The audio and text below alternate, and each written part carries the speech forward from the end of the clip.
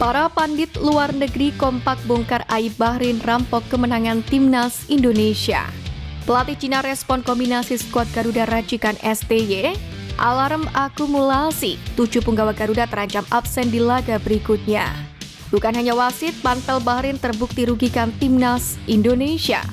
Push leg di bawah, lanjut simak informasi selengkapnya sebagai berikut.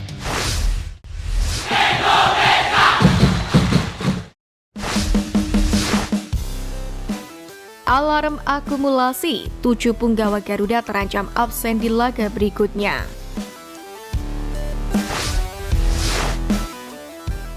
Terdapat 7 pemain timnas Indonesia yang sejauh ini terkena kartu kuning di putaran ketiga kualifikasi Piala Dunia 2026 zona Asia. Situasi ini jadi alarm agar tak terkena akumulasi kartu. Sebab jika satu pemain mendapatkan kartu kuning dalam 2 laga berbeda, maka yang bersangkutan dilarang bermain pada pertandingan berikutnya.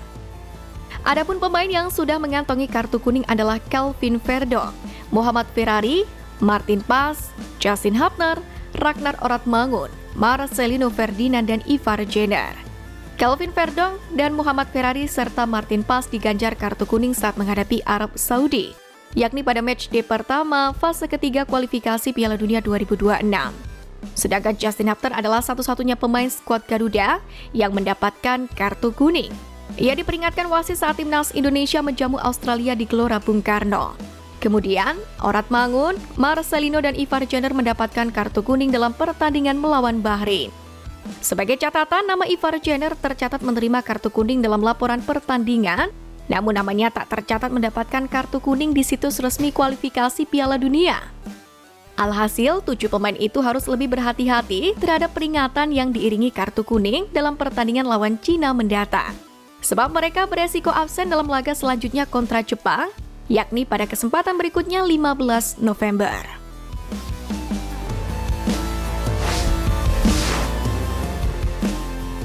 Pelatih Cina respon kombinasi skuad Garuda racikan STY.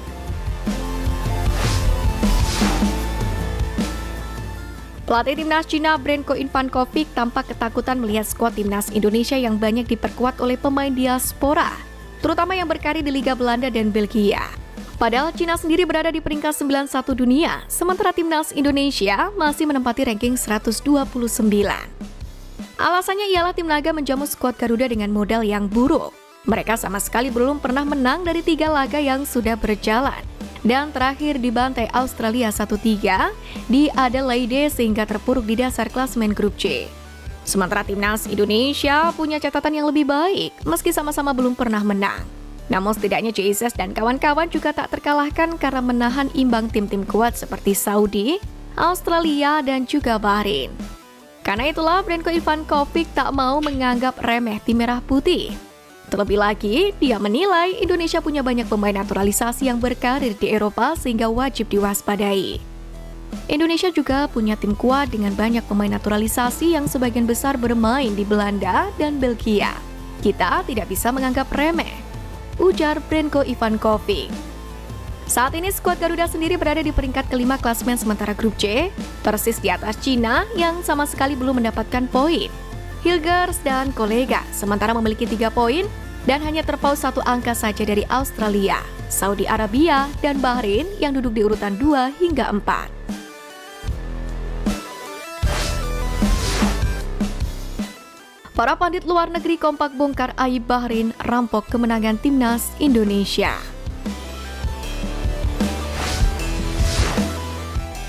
Kemenangan timnas Indonesia yang dirampok Bahrain masih mengundang reaksi banyak para pandit sepak bola di luar negeri. Bukan tanpa alasan, keputusan dari wasit yang memimpin yakni Ahmed Alkaf dinilai merugikan timnas Indonesia.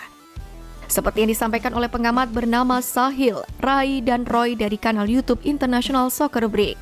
Mereka mengatakan jika penampilan luar biasa dari Indonesia di laga menghadapi Bahrain, di mana pasukan Garuda hampir mencuri 3 poin.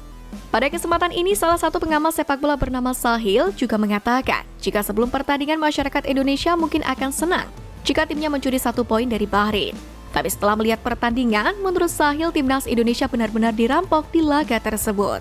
Pernyataan ini pun langsung disambut oleh pengamat lainnya yang setuju jika timnas Indonesia dirampok di laga itu.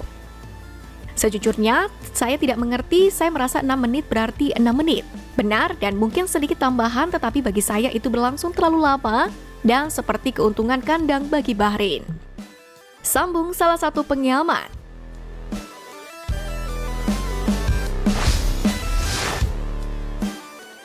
Bukan hanya wasit, panpel Bahrain terbukti rugikan timnas Indonesia.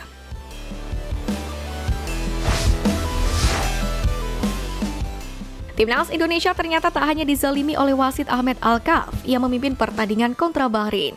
Pasalnya, skuad Garuda juga dilarang menyapa supporter yang hadir langsung di stadion usai laga. Ya, sebagaimana diketahui usai pertandingan terjadi ketegangan antara timnas Indonesia dan beberapa orang dari pihak Bahrain. Setelah pertikaian itu reda, timnas Indonesia menjalani kebiasaan mereka dengan menyapa penonton ke tribun. Kebiasaan yang sudah menjadi bagian dari timnas Indonesia ini pun ternyata harus diganggu dengan panitia pelaksana pertandingan Bahrain yang justru menghalangi skuad Garuda untuk menyapa penggemar. Momen itu terekam dalam video yang diunggah oleh akun TikTok OneFootball14_ yang diunggah ulang oleh akun X Anita Volati ID. CIZ sempat memimpin rekan-rekannya berjalan menuju tribun penonton yang diisi oleh supporter timnas Indonesia. Namun belum sampai ke arah tribun, sekelompok petugas menahan para punggawa tim merah putih. Bahkan Nadeo Argawinata sempat bersitegang untuk tetap memaksa menyapa penggemar. Tak ada alasan jelas kenapa skuad Garuda tidak diizinkan untuk berpamitan dengan supporter Garuda. Padahal hal itu telah menjadi kebiasaan sakral bagi timnas asuhan Sintayong kepada Garuda fans yang telah hadir mendukung dimanapun timnas Indonesia bertanding. Satu hal yang pasti, hal itu juga semakin membuktikan bahwa Bahrain tidak layak mendapatkan respek sebagai tuan rumah. Telah merugikan dan kurang memberi kenyamanan, membuat para supporter tanah air akan membalas dendam di GBK mendatang.